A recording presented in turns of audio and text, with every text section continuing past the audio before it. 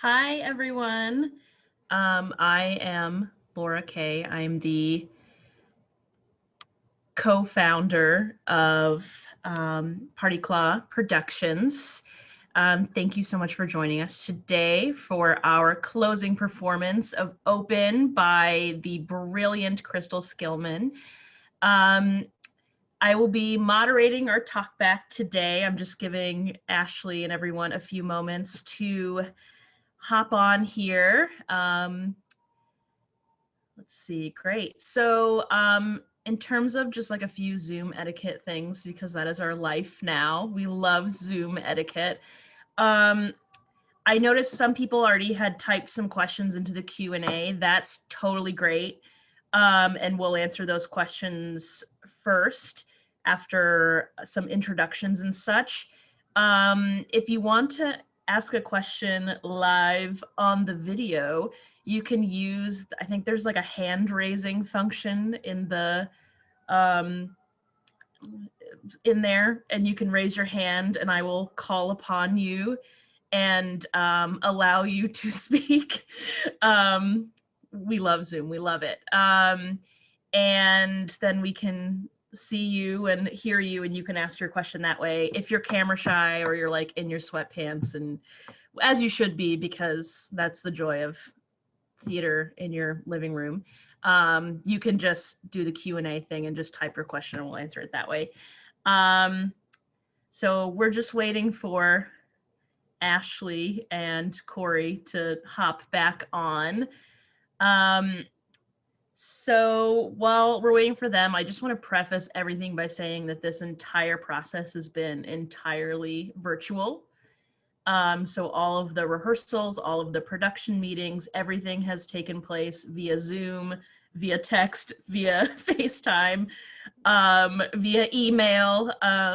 Thank you, COVID, for presenting us with some really fun challenges. But it's also been really amazing to put together a piece of theater and then throw it on this platform and sort of explore what that means. Excuse me just a moment. Sorry, we're having some, oh, I need to enable their video. They're both texting me like, we can't. Excuse me. How do I enable the video? This is a great question. As like I said, we love Zoom and I am bad at it, so forgive me. Their square and click the 3 dots. There should be an option to ask them to rejoin video.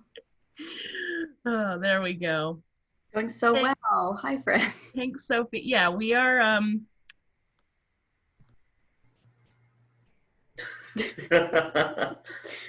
We're here. Somewhere in the abyss. Somewhere within the Zoom world. We promise. Did that work? Can you turn your video on now? Yay! Okay, we are very official, good at this. Great, so I will just briefly introduce everyone now that everyone's here and I am done being a dummy. So we have with us our wonderful director, Sophie Sam, who is, where are you, Sophie? In what part of the world are you? I am in what could be described as rural Midwest, to be the Upper Peninsula of Michigan.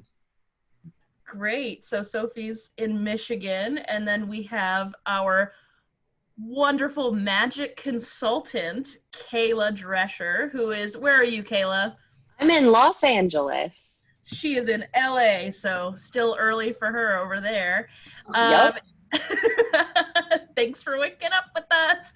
And then we have Ashley, Kristeen Vega, the magician herself, and co-founder of Party Claw Productions. And then our stunning stage manager, Cory Alexander, back there in the mask, adhering to those COVID protocols. And they are both in New York City. And I'm in Brooklyn. So the only two people that have ever been in the same room this entire time are obviously Cory and Ashley, and that was only this week for tech and performances. So I just want to kick things off before we open it up to questions from everyone else. I would love for you all to talk about what a virtual rehearsal process looks like and what challenges came up and how you overcame them to put together this theater piece. If I'm being honest, the process really wasn't much different from a normal show. I kind of tried to approach it the exact same way. The only difference was I'd have extra considerations towards a little bit of cinematography and like angles as far as, because we're working within, you know, the square life now. But that affords so many wonderful opportunities because no one sees what's outside of the squares. So in some ways it was easier. And then as far as like other challenges, it was just about the fact that since we're so close to the camera now, we have to make sure that every single thing we do is very specific because the audience will see and follow every bit of it. So yeah, what about you, Ashley? Oh, it was definitely different. I think having to like into your warm up before rehearsal time, you would have to like, I have to set up my lights and my Zoom and make sure everything's, yeah. So it kind of divides up the work, I think, in a different way. But ultimately, like working through the craziness of Zoom now, because it's the world that we have currently, I think we like leaned into it in a really exciting way. Yeah, words. Cool.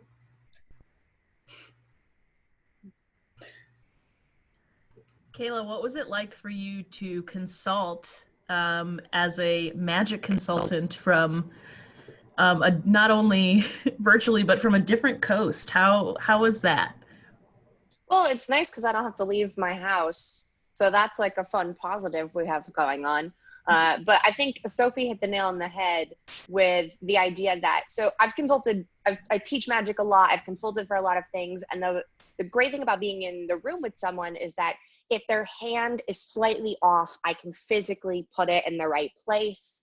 And in here, it was like just a lot of description, a lot of showing, but it actually was cool because, as you said, Sophie, we are working in this. So no one knows what's going on over here.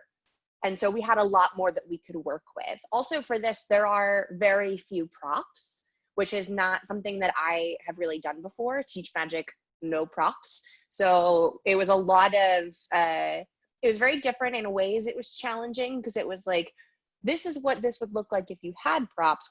How can we make that translate with if we take something away? And then in the same way, it made it easier because with props now you have a lot more to control. So for me, it was just very different, and it was a cool learning process to be like, oh yeah, this is what it would look like if you didn't have anything in your hands. Very cool.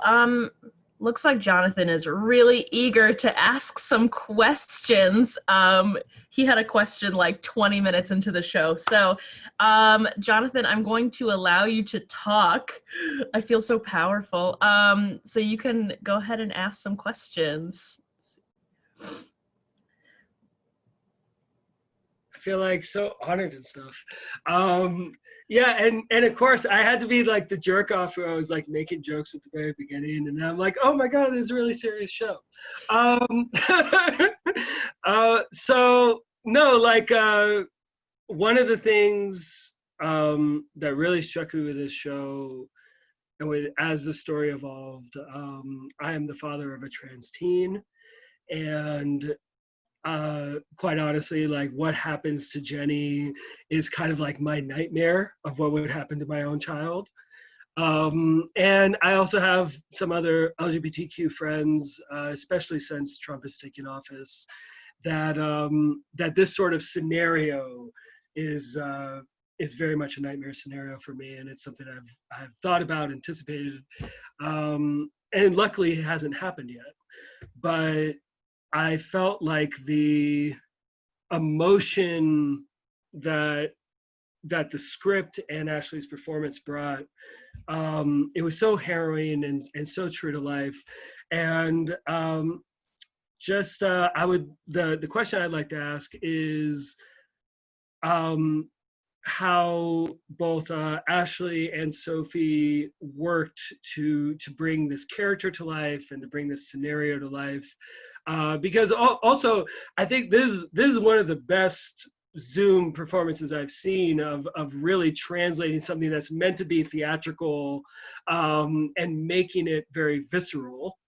And including the thing that me and Ashley worked on last time. Like now I'm like, shit, I was a fucking amateur. Like y'all have like done so good with it.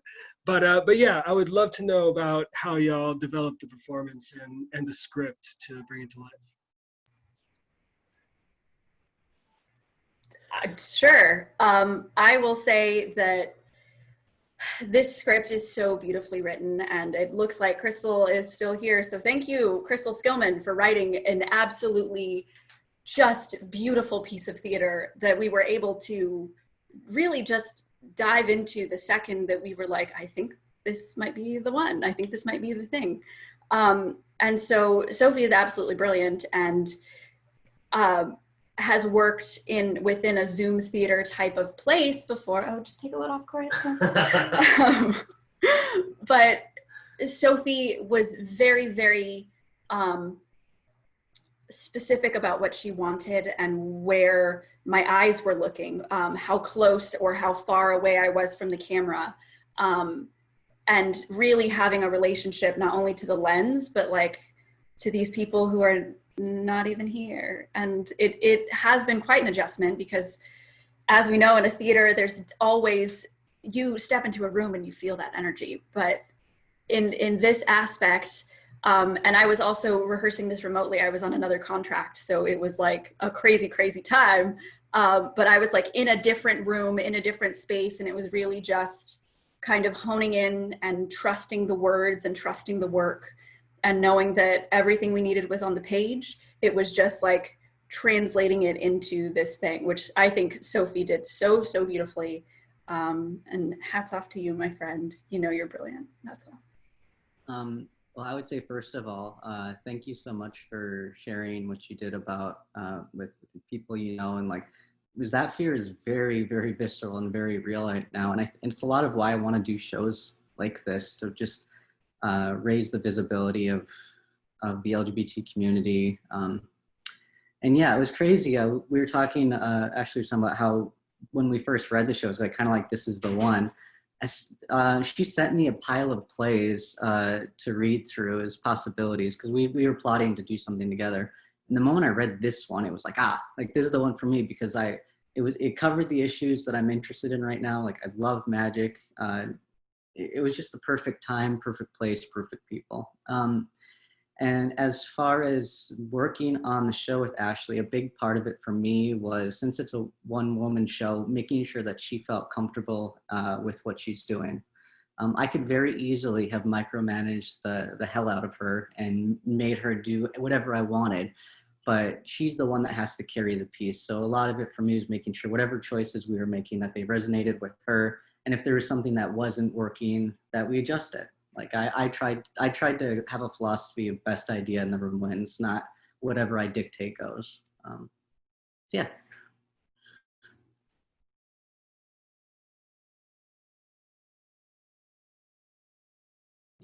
Great. Looks like David wrote us a question. He asked, how similar or dissimilar would you say this process is from that of a TV or film project? I've actually done very little TV and film. Ashley and Kayla, you might be better suited to answer this. Yes, I've done a lot of magic on TV as well as consulting for a lot of TV and film. So for me, this was the main thing was that we were obviously doing this virtually. So I'm not in the room making sure everything looks exactly right. It's also very similar though, because a lot so like, for example, I worked on a movie recently where I was sitting on the ground, secretly feeding objects to the actor who would then produce the objects. So you can work again within that box that Sophie was talking about, and a lot can happen outside of that. But from virtually, I'm going like, okay, so why don't here's a picture, I'm gonna text you the picture, and then put this rigging in your ceiling, and it'll be totally fine. And so there's a lot of sort of going back and forth. It's very similar because you can control what is seen. It's not so angly or concerning for an audience because of that control. And it's dissimilar because I'm just not in the room tangibly being able to see everything, make sure it's right. But, you know, describing, and everyone works so well together, at least from my experience. I think the team worked really well together to accomplish everything. And I would throw out really crazy ideas and everyone was like, I think we can make that work. And it was really fun to work on that kind of team. So that was really nice. I would say this feels very different from doing TV and film, in that like TV and film, you do like 15 seconds and then you cut and then you take it back and do it again. But this is such a, again, beautifully written piece that like you start and you strap in and you can't get off until the very end. And so making that work, not only with like, I have to make sure sleight of hand things are happening. I have to make sure, well, Cory extraordinaire over here is calling cues and doing lights and doing sound all at the same time to keep our team really small and safe in these COVID times. So I would say it's different in that way, in that like we had to come together to make everything work. And really, I felt we did spread the work around really evenly. And this, again, was just one of the most incredible teams to work with. To make something come together. But yeah, it was a very interesting hybrid of like having a camera this close that can like see a tear fall, but also like doing something that's happening right now, which was a really, really cool, it kind of feels like a once in a lifetime experience, but who knows, maybe we'll do it again. If I may. Please do, Cory Alexander, stage manager extraordinaire. The biggest difference that was definitely done for me between like theater, TV, and or film, normally I have a crew that I'm like, okay, I want you to do this. So when I tell sound go, you do sound. When I tell lights, you do lights. But throughout this, I'm literally reading the script. I'm pressing buttons for lights. I'm pressing buttons for sound, trying to make sure they're all together. So it was just a lot different on my end, just because there was a lot more responsibility that I have to do all at once, instead of me just saying, hey, Tori, press lights. Hey, Tiffany, press sound. Big fan of these new people. I don't know who these people were. Big fan. Yeah. I will also offer, this is not so much because of the film aspect of it, but one interesting challenge of this show is the way that it's structured. I had to block it pretty sequentially. It wasn't really something that I could like dive in, like, all right, today we're gonna block just the middle and then tomorrow we're gonna go do the beginning. Like I very much had to start at the beginning and work my way through, because they're just the way that the show is set up. Like you have to build, and it's, yeah, it just doesn't really work if you approach it the other way. Really. I will also say, this is being streamed out of my bedroom in Washington Heights. And that is also very different from film and TV, because usually you'll like go to a set or like go to a theater. But I have ripped apart my room. This is my wall. My desk usually sits here. Yes, so that is also very different. Her bed is 2 feet that way. My literal, well, I don't know if I can pan the camera. Let's see if we can. I think there's a big old light in the way. But yeah, I literally just imagine a bed there. I have left this set up here. There's my bed. There's, you know, all the things. There's Cory, beautiful. But yeah, so we have really done some things and tried our best to make this work in the best way that we can. So yeah, I've literally been sleeping right next to where I performed for the last week, and it's been quite strange indeed, but you know, we make it work. There we go. Any other questions? We do have a question. So was there more or less space for filling in between the moments? As a group, did you have to be more articulate than usual? And what kinds of articulate? less is more. When you are doing for Zoom or also for film, to the best of my understanding, you can't do the typical theater, I'm going to project to the back of the room sort of approach. One of the things that I tried really hard to make sure we didn't do in the show is have a lot of like handsy stuff. I tried to make it so that whatever we're doing was subtle, you know, like played more realistically. Yeah, so I don't think as far as like, what was the rest of it? Let me read. More or less space to fill in. I tried to, with all my work, really try to take time and just really try not to blow through things. So yeah, I don't know, Ashley, you've got anything else to add? Absolutely. I feel like, I mean, in theater, when you have people around you, again, you like kind of can feel that energy. But here, like every second that ticks away feels like a full minute. So if I'm like crying, looking at the body of my girlfriend, like it feels like that has so much time has gone by, but it is like, it's nothing at all.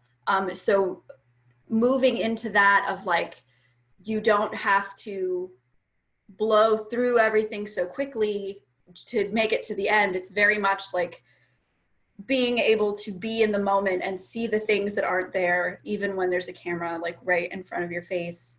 Yeah, but I would say it's not so much more or less articulate, it's just a different kind of articulation in response to beats and how they are played throughout the piece as well as throughout the pacing of it, if that makes sense. Cool. We probably have time for maybe one more question if anybody has any burning questions for this wonderful team. If not, we will also not be offended. Maybe a Comment in the chat. Let's see.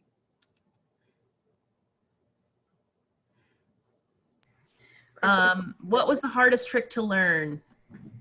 Hardest trick to learn? Well, each trick has their challenges, but I think Cory and I can both tell you what the hardest trick to learn was. The scarf.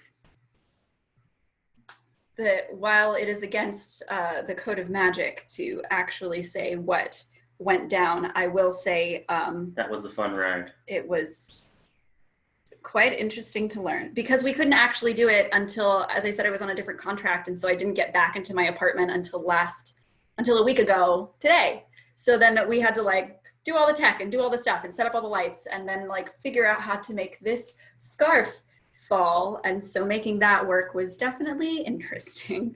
But thankfully, Kayla is an absolute genius. And so literally just walked us through step by step, this is how you make this happen. And just being very specific about what was needed, what we could see, what we couldn't see. Yeah, but it has very much like excited me for new things. And so I will take this magic with me into the world because I feel like all of us just learned so much about this community and how incredibly like cool it is just to like be around magic people. So yes, good times. But the scarf was fun. A time, but a good time. I think it Good worked. times. If I may add that I concur, the scarf was easily the hardest for me as well.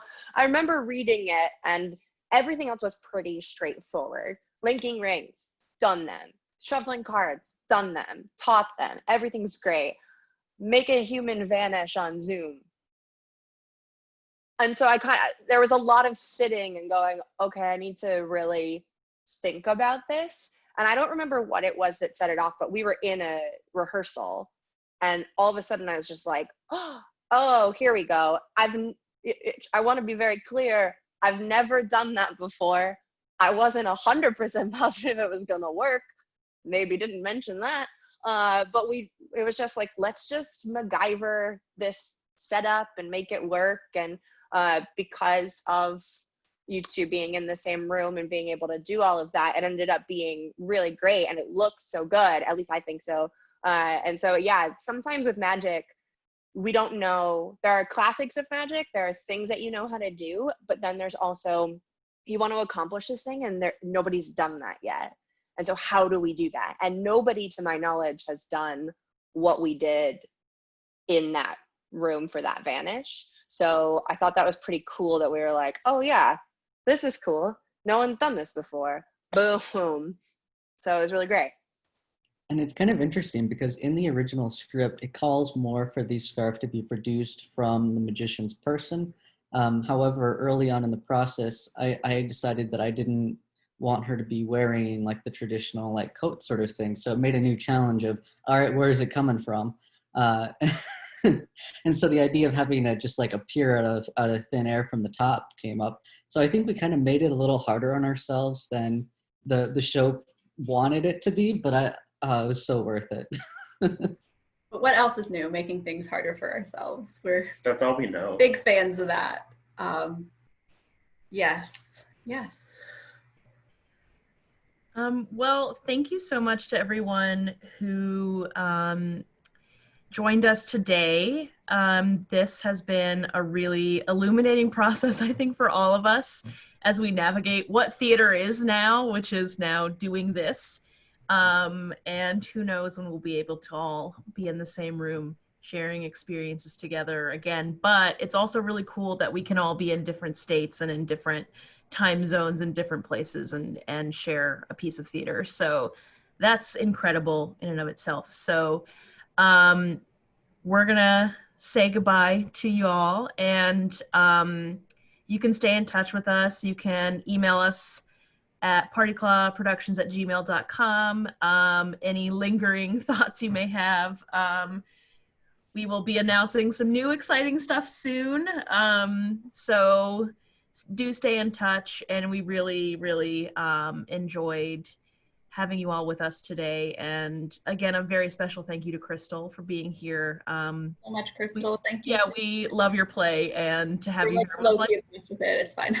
we were like all fangirling. We were like, Crystal's here. So thank you so much for making time to be here and for sharing your words with us. So enjoy the rest of your Sunday, everyone. And yeah, stay in touch and have a great one. Bye. Bye. Thank you all.